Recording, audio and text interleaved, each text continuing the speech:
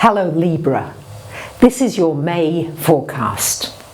Well, this month we've got a lot of retrograde happenings. We've got, not only do we have Mercury retrograde until the 23rd of the month, but we've also got Mars retrograde all of this month, and in fact until the end of June.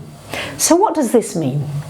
Well, what this means is that this is not a month, lovely Libras, for pushing forward. It's not a month for starting any big projects. It's not the best month for getting into a new relationship. What it is good for is really reflecting and reassessing things. And it's also going to be very good for completing things that you've already started. You see, there are always advantages with all these different aspects. And if you're going with the energies, then you'll have a much easier experience. So the best thing you can do with this, especially as we've got Mars and Saturn together, this Mars retrograde on the same frequency as Saturn, you're going to be looking really at how you use your time. All too often, I think many of you are rushing to do this and get that done and another thing done and complete this and that and the other, without really taking very many breaks. And it would be wonderful if you could learn this month to make sure that you're taking at least a 5-minute break in between tasks. Even maybe after eating, after showering even, just to take a little bit of relaxation time out. Because very often you're going to get your best answers when you're not focused on trying to find the answer. Sometimes you might just find an answer to a problem that's been bothering you when you're watching a movie or you're going for a walk. That's the time that it can happen. So it's important to really practice taking these down periods during your day regularly. If you can do that and develop more of a habit pattern of doing that, you'll be so much more productive. You'll get so much more done in a really short space of time. So it's well worth considering. So let's break down the month. On the 6th of the month, we've got a new moon happening here in this 8th house. So as you can see, there's a lot happening, lovely Libras, in this 8th house. So, new beginnings, possibilities there. Maybe you've been applying for a grant or an investment or a scholarship or something like that, funding from somebody else. Oh, this could come together during this month. It's also an opportunity really to go a little deeper possibly into anything to do with the metaphysical world. Maybe you'd like to learn more about astrology. Maybe you'd like to go more deeply into the understanding of your mind.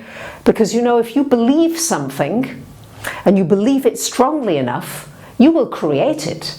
So if you believe that you can have perfect health, no matter what condition your health is in, you can really create that. So there's going to be a lot of working with the power of the mind this month, especially with that Mercury retrograde in that 8th house. It's going to be very powerful for you potentially. Now on the 21st of the month, we've got a full moon happening here in this 3rd house, joining this Mars retrograde energy. So full moon here, this is an opportunity for you to really connect more with people. Are you really connecting with the people around you? It's an opportunity really to maybe decide, yes, I really want to meet more people in my community. It's also a wonderful time as well, of course, for connecting with people on the internet. It's a good time, especially if you've been writing. Anything to do with writing and publishing is wonderful for you this month. So Libras, if you're writing articles or blogs or publishing videos or anything like that, this is a great month to be doing it. You're going to be extra special, extra specially popular. On the 21st of the month as well, we've got the Sun coming into this 9th house.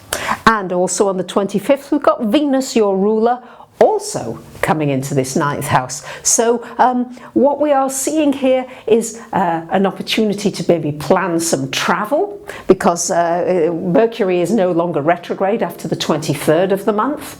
So you might be planning a lovely trip away. You might even be going away somewhere. Venus there in that 9th house, oh goodness, this could bring a lovely friendship with somebody from overseas or from a different culture to you, or even a love relationship with somebody if that's the kind of thing you're really looking for.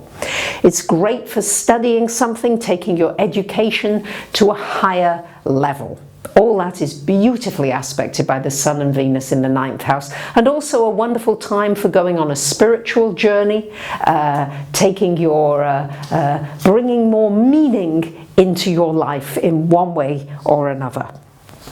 So we've got Uranus, I know, in your 7th house of relationships, Libra, so been a lot of ups and downs and changes in your relationships. It's probably likely to continue for some time, so just remember to be adaptable, to not draw boxes around relationships, to allow relationships to be very free.